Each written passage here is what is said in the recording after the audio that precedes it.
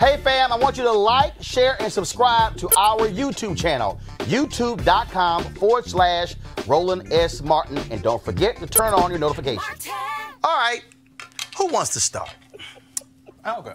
So, I don't think it's fair to characterize this as race. I think this is more so an issue of class than it is race. Do you see any black people? Well, that's... Do you see any Latino people? No, not. Do you see any Asian people? Not in this particular scandal. But if we're talking, are we seeing largely white people? If we're talking about, I'm just asking. Are we seeing? Well, hold up.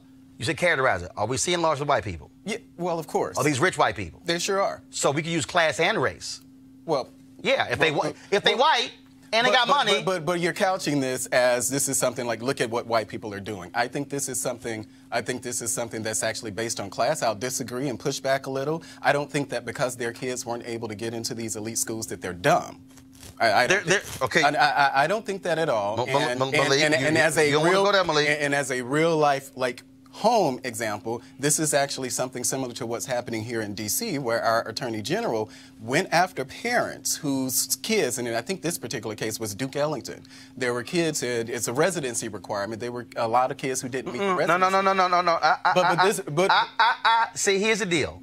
So what is that? No. So one of my producers wanted to bring up the sister in Ohio who went to jail for use of address. No. We ain't talking about residency. But that's access. No. See, we're not going. See, here's the deal. See, this how they. See, we're not going to talk about use of address.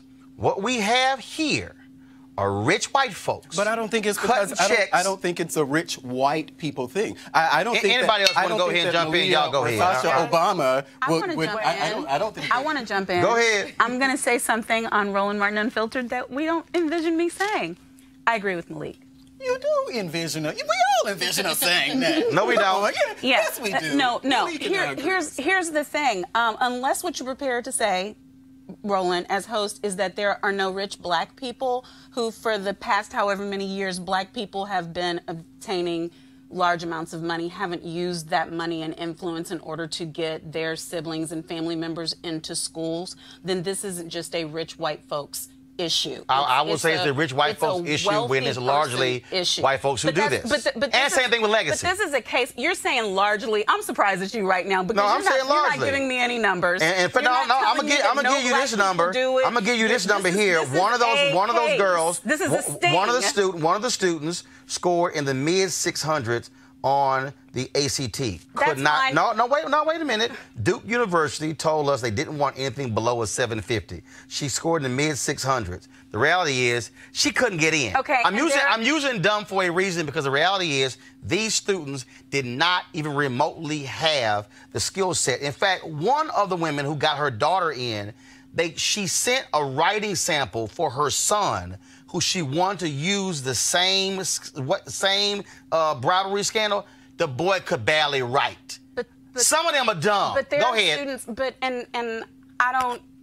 Listen, I wouldn't want my 18 and 19-year-old being called dumb. I have a child with special needs, so I take exception to them. Some of these folks are dumb. Needs. Well, there are people of color who have scores in those range who are admitted to those schools through affirmative action programs, and they're not dumb. No, I'm calling these folks dumb when their own parents are saying, my child, Lord, I don't know what to do with them. I mean, reading this document was utterly hilarious to see these parents who literally like, yeah, my child, I don't know what to do with them, but let me just get them in. And that was a crime. Erica, go ahead.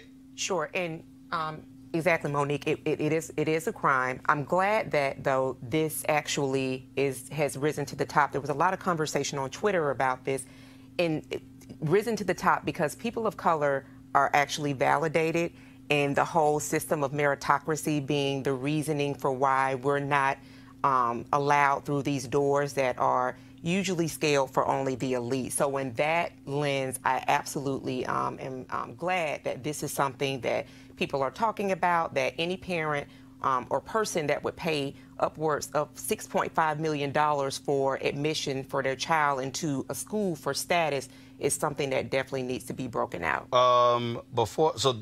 Here, go to my iPad. Jane Buckingham, she is the CEO of a California marketing boutique agency.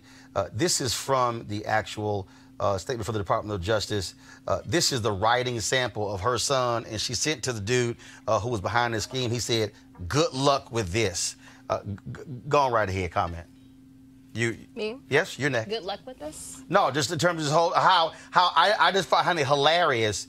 Again, like one person, they dropped $1.2 million to get their kid to sneak him into Georgetown under like a tennis or swimming scholarship, and they didn't even play tennis or they didn't even swim. Yeah, I think I'm going to differ. I'm going to agree. Go ahead. Roland. I do think that it is more of a, not just a class issue, but I do think it's also a race issue. I think it is notable that it is not just predominantly, it's only white privileged people who are the ones that are benefiting from this system. I think it's interesting too, given the fact that I think in 1996, is that what you were speaking to about the affirmative action? And the Bear Fisher case. Yeah, it just seems like kind of like, you know, we're trying to rule out those types of things, and we're still like allowing these types of avenues where people who are underprivileged are still disadvantaged from even getting opportunities to get into these types of elite schools already from the jump. But then there's also still these programs that, I mean, well, not programs, I'm sure it's not that. I mean, well, it did seem organized, though, in the report, where we're allowing,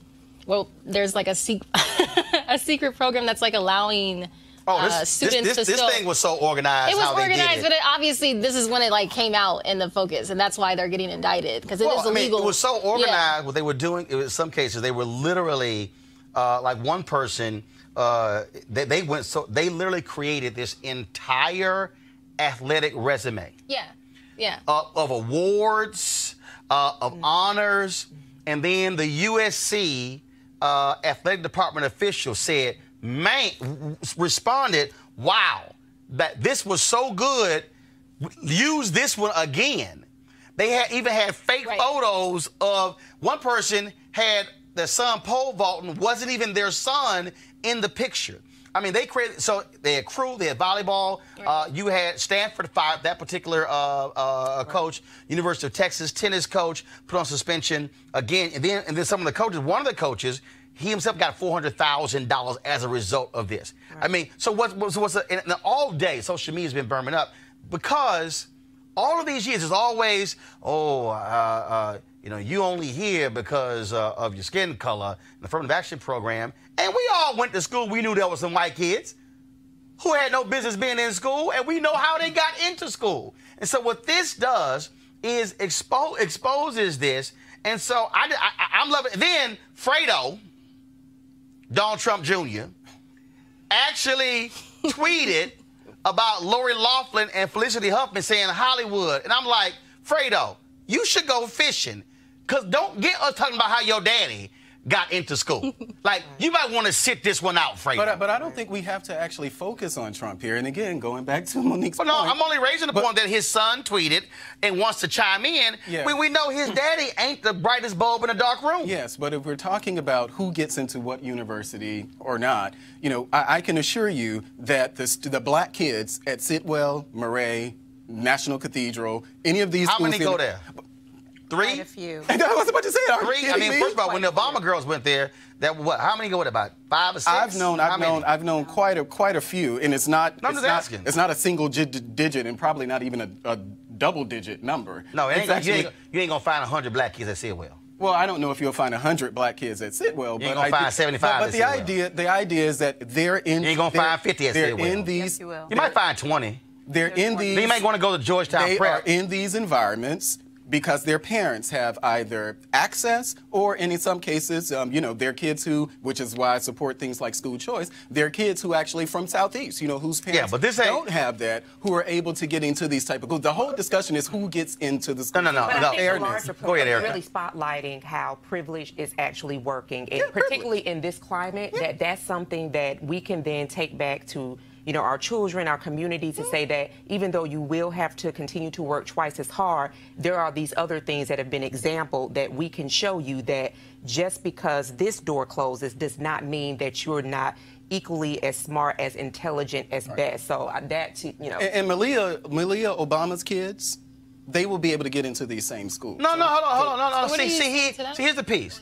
There's a difference between people who can get into schools, who have credentials. Right, but that's legacy. What he was talking about was legacy. He's saying that because Malia Obama has graduated from Sidwell, that there will be a legacy component in it. Just like if my child, if one of them wants to go to Howard Law, the fact that I am a graduate is going to be recognized. It doesn't mean that they're going to automatically go in, but they damn sure better be paying attention to the fact that my child wants to come in. But the reality is, Texas A&M, same thing. So all I'm saying, Roland, is this was like a crime syndicate type way of people getting their children into school. But there's a difference between that and affluence and money. Oh, no. I understand. I totally, black and white. I know there's, first of all, I know there's a difference between that. But what I'm talking about, when you speak of elite schools, when you talk about these creme de la creme, the reality is we have small numbers of people who look like us.